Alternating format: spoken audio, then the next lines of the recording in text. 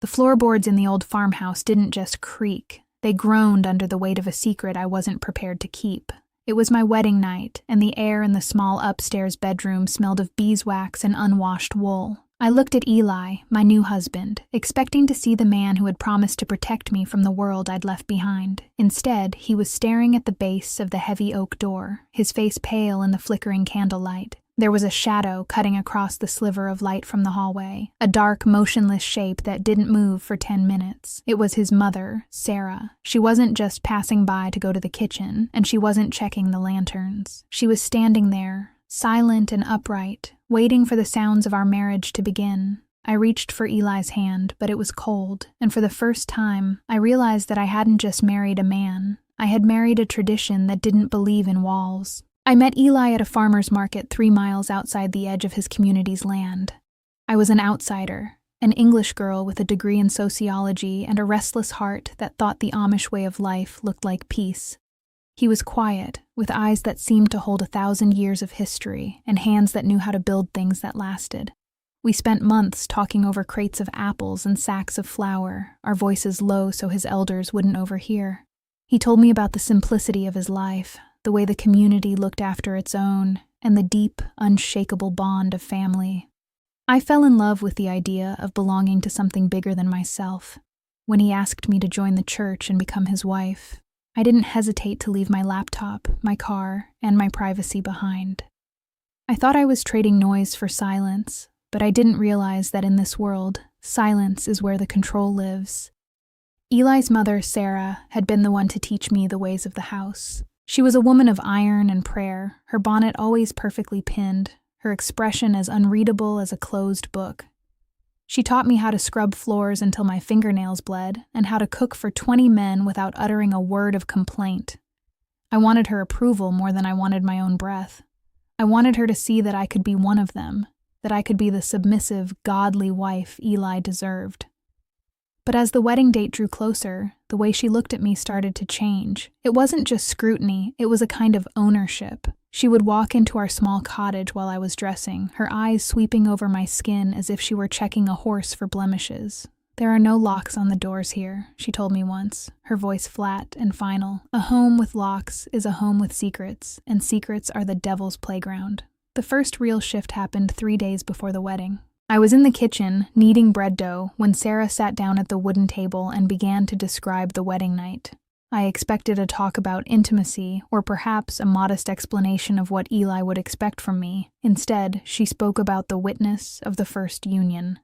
She said that in their specific corner of the order, the mother of the groom stayed close to ensure the marriage was truly sealed. I laughed, thinking it was a joke, a piece of old folklore she was teasing me with. She didn't smile. "The mother guides the transition," she said, her hands folding neatly on the table. "It is a sacred duty to ensure the line begins in purity and strength." I looked at Eli that evening, asking him what she meant, hoping he would roll his eyes and tell me his mother was just being old-fashioned. He wouldn't look at me. "It's how it's done in our family," he whispered, focusing on the harness he was mending. "It's only for the first night, and it's a sign of respect for the woman who raised me." I felt a cold shiver run down my spine, a sudden, sharp realization that my body was no longer my own. I tried to argue, telling him that in my world, the wedding night was the ultimate private moment. "You aren't in your world anymore," he said, and the way he said it made me feel like I was already a ghost. On the day of the wedding, the tension in my chest was so tight I could barely swallow. The ceremony lasted for hours, a blur of German hymns and long, stern sermons about the duty of a wife.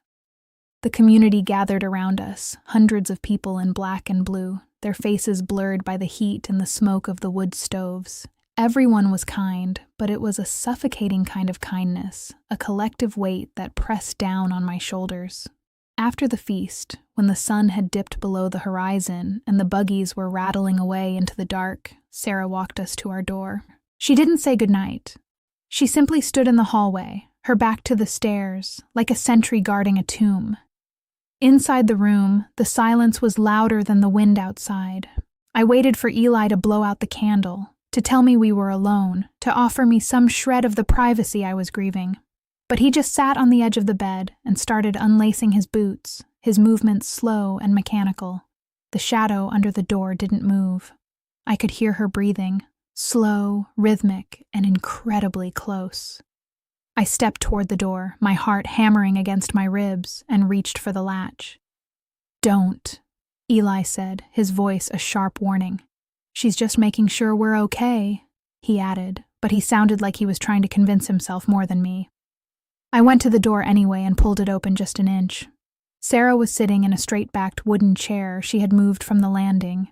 She was staring straight ahead, her hands resting on her knees, her face a mask of stone. "Is there something you need?" I asked, my voice trembling with a mix of rage and terror. "I am here for the witness," she replied, her voice not much louder than a whisper. "Go back to your husband, child." I slammed the door, but without a lock it felt like closing a book that someone else was already reading. The room felt smaller now, the walls closing in as the reality of the situation took hold. Eli approached me, his touch light on my shoulder, but I flinched away. "How can you be okay with this?" I hissed, tears finally stinging my eyes. He looked at the door, then back at me, his expression one of profound exhaustion. "It's just one night," he said. "If we fight her, the whole community will know we are prideful. They'll think we have something to hide, and they'll never let us live in peace." That was the moment I realized the spiral wasn't going to stop. The secrets weren't ours to keep. They were the community's to manage. The escalation didn't stop with the shadow at the door. Every time Eli moved, every time the bed creaked, I could swear I heard the chair outside shift in response. It wasn't just a woman waiting, it was an audience. I felt like an animal in a glass cage, being observed for the sake of some ancient, twisted ritual. I laid there in the dark, staring at the ceiling, waiting for her to leave, but she never did. Hours passed, and the candle guttered out, leaving us in a thick, oppressive blackness. I could feel Eli's heat beside me, but he felt like a stranger, a co-conspirator in my own violation. Whenever I tried to speak, he would press a finger to my lips, shushing me as if the walls themselves had ears. Maybe they did. By 3 a.m, the psychological weight of her presence became a physical pain in my chest. I stood up, wrapped a shawl around my shoulders, and walked to the window. The moon was high, illuminating the fields I had once thought were beautiful, but now looked like a vast, empty prison. I felt a sudden, desperate urge to jump, to run into the woods and never look back. But where would I go? I had signed over my legal rights, I had no money, and my family back home had stopped calling months ago when I told them I was finding myself. I turned back to the bed and saw Eli watching me, his eyes reflecting the pale moonlight. "We can't change who they are," he whispered. "But I thought we were we," I replied, my voice breaking. "We are," he said, but his voice sounded hollow, like an echo in a deep well. The point of no return came just before dawn. The door creaked open, not because I opened it, but because Sarah decided the witness was complete. She didn't knock. She walked into the room with a basin of warm water and a clean cloth. Eli sat up immediately, pulling the quilt over his chest, his head bowed in a posture of total submission. Sarah didn't look at him. She looked at me. "The transition is made," she said, her voice devoid of any emotion. "Now we prepare the house for the morning meal." She set the basin down and waited, expecting me to get out of bed and begin my duties as a wife under her watchful eye. I looked at the water, then at Eli, hoping for a spark of rebellion, a sign that he would tell her to leave. He just nodded at the basin. "Go on," he said softly. "It's easier if you just do what she says." In that moment, something inside me didn't just break, it evaporated. The woman who had fallen in love with the simple life was gone, replaced by a shell that knew only the rhythm of survival.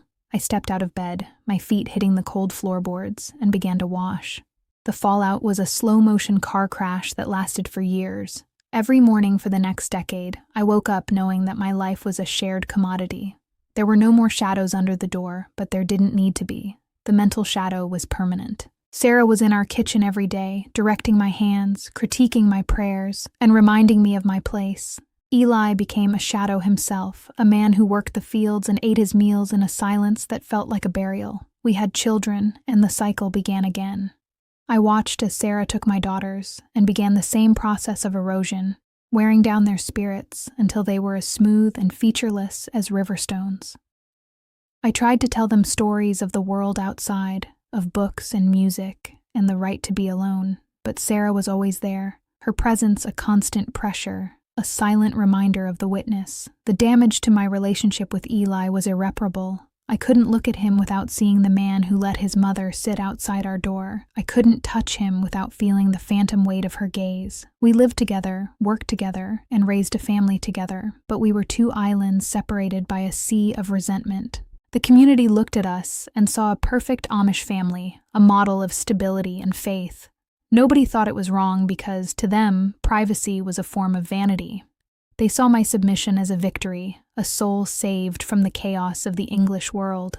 I saw it as a slow-motion execution of the person I used to be.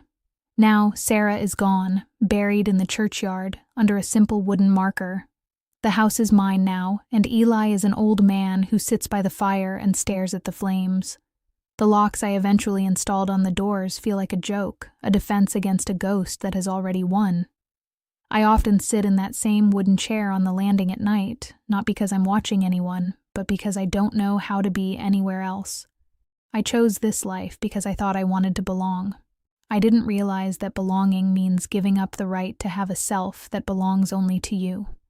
The silence of the farm is no longer peaceful, it's just empty. I look at the shadow under my own door sometimes, half expecting to see her bonnet. But then I realize the shadow isn't hers anymore. It's mine. I am the one standing guard over a life that was never really my own. I thought I was escaping the world's noise, but I only found a different kind of scream. The door is closed now, but it doesn't matter.